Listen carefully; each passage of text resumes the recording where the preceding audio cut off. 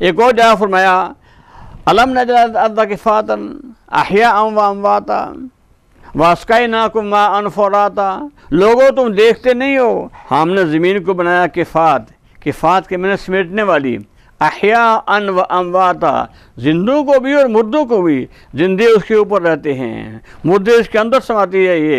یہ زمین بنائی، اور اس کے باوجود تم کو اس زمین سے میٹھا تازہ پانی پلاتے ہیں۔ یہ نعمتیں گنائی حضور نے، بے شمار نعمتیں ہیں، اور نعمتیں ہی نعمتیں ہیں، لیکن ان میں سے کسی نعمت کے بارے میں یہ نہیں فرمایا کہ میں نے تمہیں یہ انعام کیا،